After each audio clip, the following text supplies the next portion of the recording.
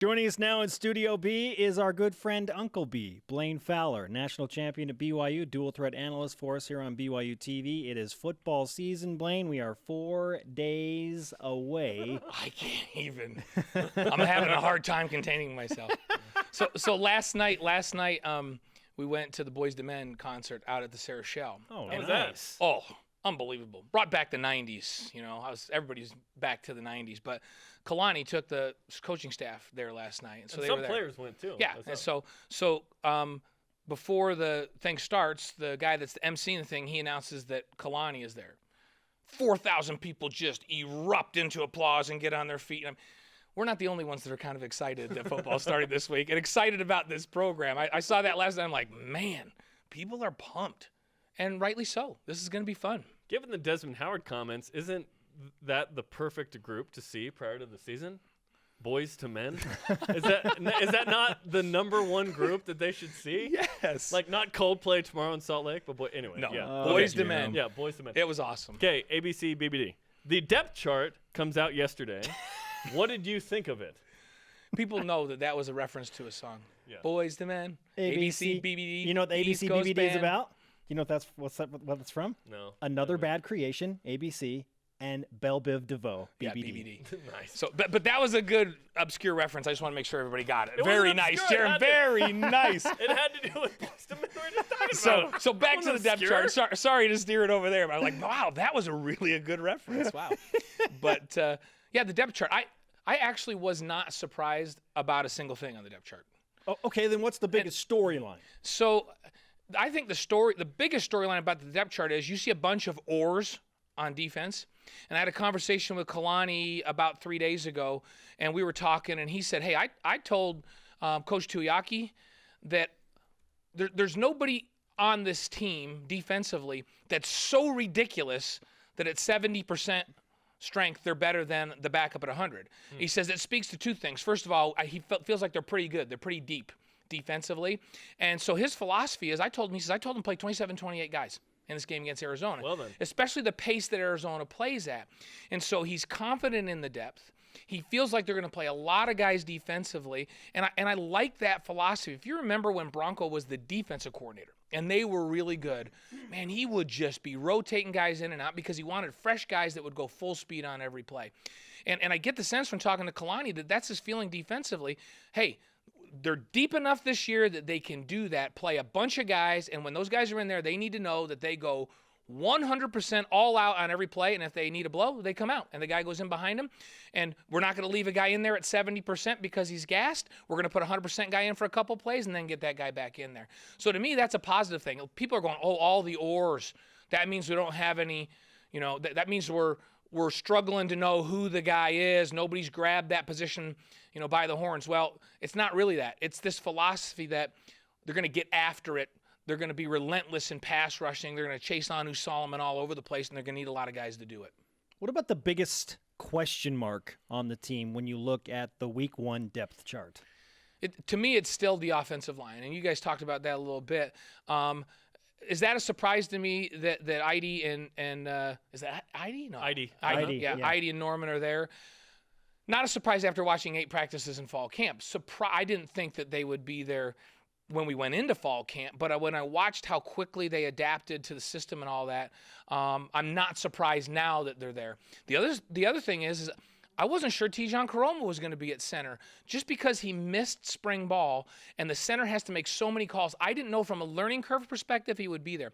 The fact that he's there tells you a big-time story about his work ethic and what he did in fall camp, because Mike Empey wasn't just going to hand him that job. I can tell you that. No, for a the fact. challenge was issued, and Tijon apparently stepped up. He answered the challenge. My thing was, and we talked about this behind the scenes, if he ends up being the starting center, it will be remarkable, and it will be because of unbelievable effort on his part. So kudos to him for moving his way back up that depth chart into the starting position. That tells you he's ready to go. So the issue you have, and I talked to Mike Empey the other day as well, he is not concerned about how good they are physically. He feels like he's got 11 guys that physically are very good up there. He's worried about the learning curve a little bit, and he's hoping that this week it comes together 100% and that they make the right calls. They ask him to do a lot, and they ask him to make calls and be sound on their assignments. The mental part of it is the only question in Mike's mind right now. Not physically can they play and match up.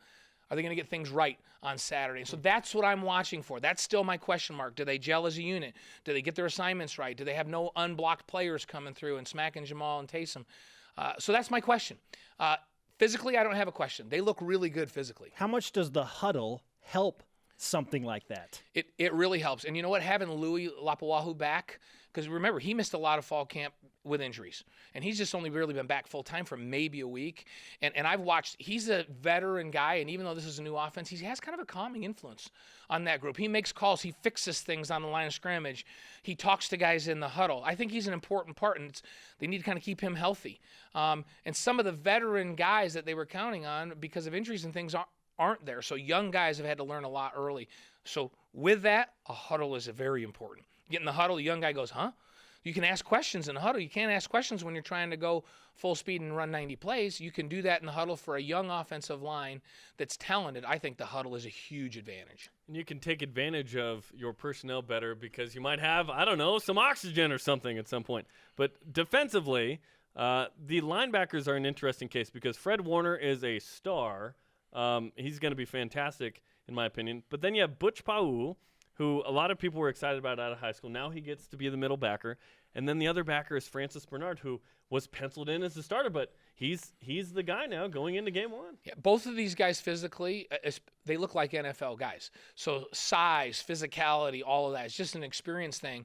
And this is a very, very physical group. So they're going to come up and smack you in the mouth defensively.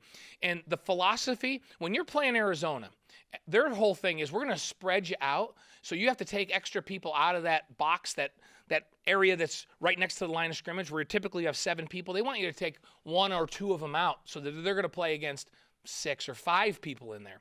BYU's going to go, no, we're going to leave people in the box. You will not run the football on us. And we're going to be really, really physical with these backers. And you know what that means? That means that BYU's going to have to play a higher percentage of man-to-man defense on the outside than they normally would, even more than they will with this defense. They're going to play more man than they have in the past, but in this game, they're going to play even more man. And then they're going to say to those linebackers, to Butch, and all the guys that get in there, Philemone, I thought, had a great fall camp, like really physical. They're going to say, do not let them run the ball an inch. They might throw it for 250 and get a few big plays, but they will not run the football. And people forget that Arizona runs the spread.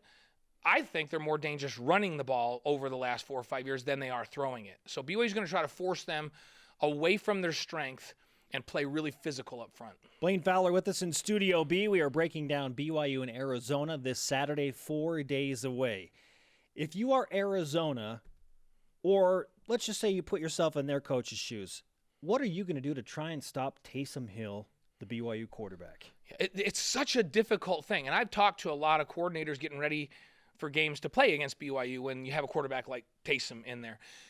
You actually have to change your game plan, which you hate to do, but for him, you have to. You're playing a drop-back quarterback, you say, hey, we got to be really sound with what we do. When you're playing Taysom, you go, okay, we're going to take a linebacker out of his normal assignment, and we're going to say you mirror him everywhere he goes. If he breaks containment, then you've got to run with him, and you got to come downhill. You don't have a pass coverage responsibility. We may even void a zone in the middle just to account for him running the ball. So now you got one extra zone that's not covered defensively. On the D-line, you tell your tackles, don't get out of your rush lanes. Don't spin. Don't do anything crazy because we can't leave him a gap. We have to push up into his face. And defensive ends, we know we normally want you to run as fast as you can and turn that corner. Don't do that. When you get parallel with a quarterback, you got to come back inside and push it back in because you can't let this guy out. You got to force him to stand in the pocket and throw the ball downfield. So you have to completely change your defense. That's what Taysom Hill brings is you do something different than you do any other week because of the threat of him running. You could be on your own 10-yard line. BYU's going to drop back to throw a ball. You get one tackle that gets out of his rush lane, and Taysom Hill runs 90 yards for a touchdown. There's not another quarterback in the country that's the run threat that he is to do that. And so they will change their game plan, and they will account for him that way, and it makes for opportunities for other people in the regular run game for Jamal and for Squally and that group, in the throw game in the middle of the field. There's big opportunities because of that run threat. It's a wild feeling, and we've had it 3 years in a row, and hopefully it lasts more than it has the last 2 years, but that Taysom Hill is the quarterback. And you look at what Arizona brings to the table. They were terrible on defense. Fired the defensive staff. Marcel Yates is back, who BYU saw the last 2 years at Boise State. How many points do you think BYU could put up on Saturday? We'll tell you hours after you. Okay, say so this is a hard thing because this is a team that last year. Now it's a different staff defensively, so they bring Yates down from Boise State, and Boise State's always been really sound from a scheme perspective defensively. But it's the same guys that 5 of their last 10 games last year gave up 49 plus. It's the same guys that 9 of their last 10 games gave up 30 plus. They were terrible. They were not good defensively. And it looked like they lacked confidence, and certainly they have some athletes over there. When Scooby Wright got hurt, that hurt them because that was a big confidence, so he wasn't consistent. But they lose him, so he's not out there. Superman's not out there on defense. This is the big mystery to me. I think BYU is going to score 30 plus in this ball game. 30 plus. But keep in mind, Arizona, since Rich Rodriguez has been there, so in the entire time he's been there, they averaged 33 points a game. They've been really good offensively the entire time he's been there. Whether they've been really good or not really good on a given year, they're always very balanced and very good offensively, very effective. So I think BYU might have to score 30 to be able to beat this team. I think it's a 30s to a 20s kind of game. Yeah, I'm with that. And I think BYU scores 31 plus, and Spencer said 27. Yeah, I feel. You know what? Same idea. Yeah. We're in the same. Yeah. Hey. David Nixon better say something different. You're not alone because I sent out a poll question yesterday. Almost 850 votes. 40% of that vote says BYU 30 plus. And this is with this idea, and we discussed this yesterday in a pre-production meeting for Countdown to Kickoff.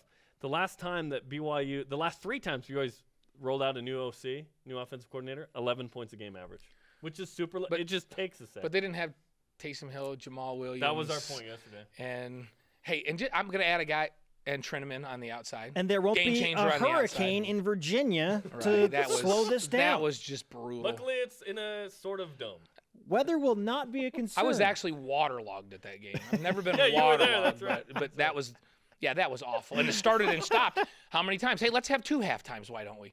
So hard to get a rhythm with a new offense when you go off the field in the first half, and then you come back out for a couple minutes, then you go back in, and it's raining, and the ball's 900 pounds. That's a little bit of an exaggeration. But I've told you guys 1 billion times not to exaggerate. Blaine Fowler with his 744th interview on BYU Sports Nation.